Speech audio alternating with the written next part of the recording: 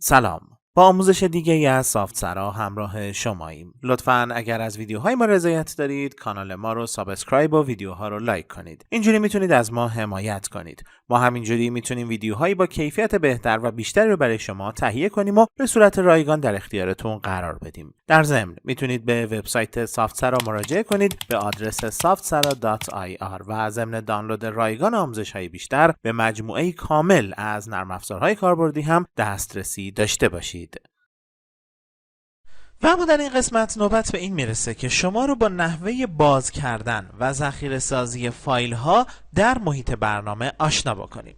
در واقع ما زمانی که یک سند رو در اختیار داریم میتونیم به راحتی تغییرات مورد نظر رو در داخل اون اعمال بکنیم و در انتها و بعد از انجام شدن تغییرات ذخیره سازی های لازم رو هم انجام بدیم. ولی به این نکته دقت داشته باشید که این امکان هم در محیط اتوکد وجود داره که شما بتونید یک فایل طراحی که از قبل ایجاد کردید رو باز بکنید و تغییرات لازم رو در داخل اون به وجود بیارید. در این مرحله ما باید ببینیم که چطور فایل طراحی موجود با فرمت DWG رو میتونیم در محیط برنامه باز بکنیم. این مبحث بسیار بسیار مهمه ولی ممکنه که ساده باشه و قبلا هم اون رو شما بدونید که چطور هست و با اون کار کرده باشید. در واقع ما میتونیم برای باز کردن فایل ها بر روی گزینه اوپن در قسمت کویک اکسس تولبار در بخش بالایی برنامه کلیک بکنیم یا میتونیم در منوی اتوکد وارد بشیم و سپس گزینه اوپن رو در اینجا انتخاب بکنیم که وقتی ما گزینه اوپن رو انتخاب میکنیم باعث خواهد شد که در یک فهرست به صورت کاملا تفکیک شده نحوه باز کردن و نوع فایل هایی که مورد نظرمون هستند رو هم مشخص بکنیم.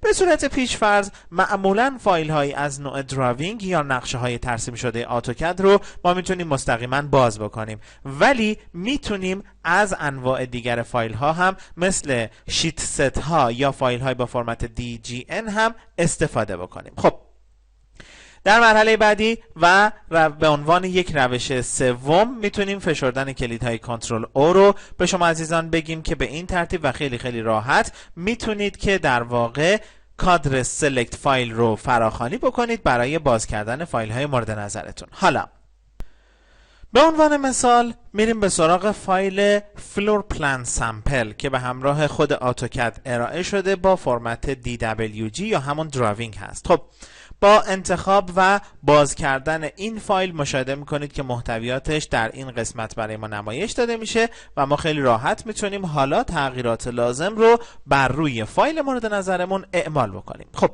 دقت داشته باشید که به این ترتیب و به همین راحتی ما میتونیم فایل های مورد نظر رو باز بکنیم. ولی اگر قرار باشه که ما همین فایل رو تغییر بدیم یا بدون تغییر در جای دیگر و با نام دیگری ذخیره سازی بکنیم آنگاه چه اتفاقی رخ میده و ما باید از چه دستوری استفاده کنیم؟ به این شکل که فایل مورد نظر رو در اختیار داریم میریم به سراغ منوی اتوکد و سپس بر روی دستور سیو از کلیک میکنیم. دقت داشته باشید که با انتخاب دستور سیو از بلافاصله کادر سیو دراوینگ از برای ما نمایش داده میشه که حالا ما میتونیم در این فهرست مسیر رو مشخص بکنیم که در کجا عمل ذخیره سازی رو انجام بدیم و در قسمت فایلز اف تایپ هم میتونیم نوع ذخیره سازی و نوع فرمت رو مشخص بکنیم. دقت داشته باشید که شما به راحتی میتونید فایل های ترسیم شده توسط اتوکد رو در نرم افزارهایی مثل 3D Studio Max هم مورد استفاده قرار بدید برای اینکه در اونجا بتونید یک شکل 3D و 3 بعدی از مدل و طرح اولیه و اصلی خودتون بسازید. این کار به راحتی انجام میشه که خب البته باید دوره‌های مربوط به اون رو بگذرونید. در هر صورت و با توجه به این موضوع ما میتونیم بگیم که حتی الامکان سعی کنید نامگذاری فایل های پروژه‌تون و همچنین فرمتی که برای اونها انتخاب میکنید به صورتی باشه که بتونید ارتباط و تعامل رو با سایر نرم افزارها هم ایجاد بکنید.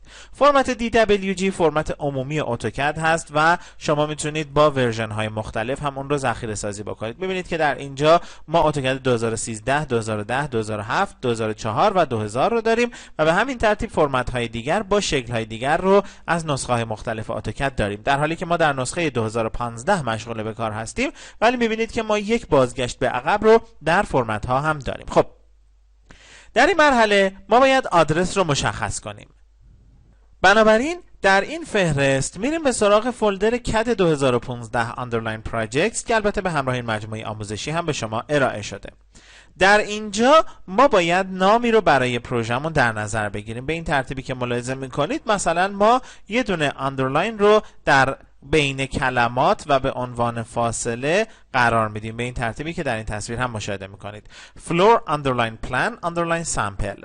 حالا و با کلیک بر روی دکمه save مشاهده میکنید که نام جدید و آدرسش در این قسمت نمایش داده شده و ما به راحتی میتونیم مشاهده بکنیم. در ادامه کار گزینه ورک اسپیس رو غیر فعال میکنیم تا فضای بیشتری در اینجا وجود داشته باشه و بتونیم مشخصات فایلمون رو ببینیم.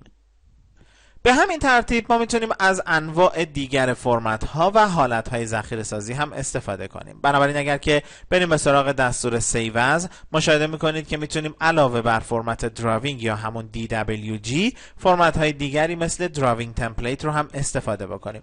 در واقع دراوینگ تمپلیت امکان این رو به ما خواهد داد که طرح و ترسیمات ما به صورت یک تمپلیت و الگو ذخیره سازی بشه و در هر زمانی که خواستیم تغییرات لازم رو در داخل اون اعمال بکنیم. و حتی میتونیم با استفاده از گزینه Other Formats مشخص بکنیم که ذخیره سازی با فرمت DWG، DWT، DWS یا DXF و فرمت هایی از این گروه ذخیره سازی بشه و انجام بشه. به راحتی و خیلی ساده میتونیم که تمام این کارها رو در این قسمت ها انجام بدیم.